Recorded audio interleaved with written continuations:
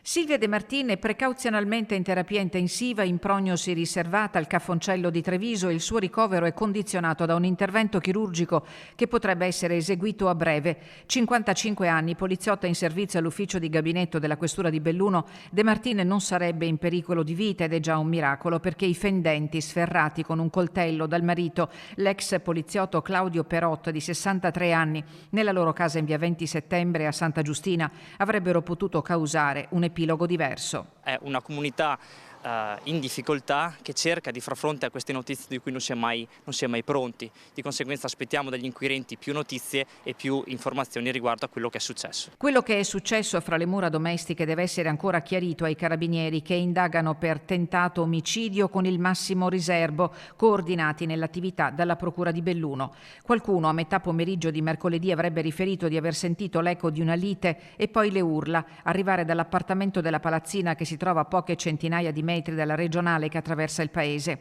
La figlia della coppia sarebbe intervenuta per sedare il litigio, trovando la madre riversa a terra e il padre ferito a sua volta perché, credendo di aver ucciso la moglie, ha rivolto il coltello contro se stesso. I soccorsi sono stati immediati. Silvia De Martini in elicottero è stata trasportata all'ospedale di Treviso, Claudio Perotta all'ospedale di Belluno, piantonato dai carabinieri.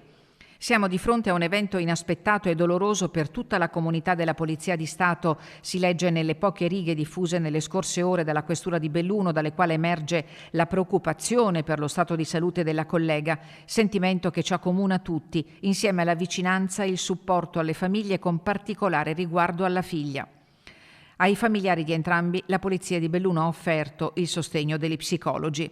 Un nucleo familiare molto conosciuto a Santa Giustina, il fratello di Claudio Perot, Andrea, consigliere e assessore negli anni 90, morì in uno scontro stradale nel 2011 e alla sua memoria ogni anno il Comune assegna borse di studio, l'ultima cerimonia poche settimane fa. È una famiglia completamente integrata a Santa Giustina, di cui anche il papà è grande interprete, e con Claudio abbiamo affrontato parecchie iniziative anche di gemellaggio con i comuni noi di Santa Giustina. Una comunità che si trova catapultata in uno scenario drammatico e doloroso, lo stesso vissuto lo scorso gennaio a Cortina, quando Andrea Curtolo, 52 anni, accoltellò la moglie Anna Maria De Zordo ferendola gravemente.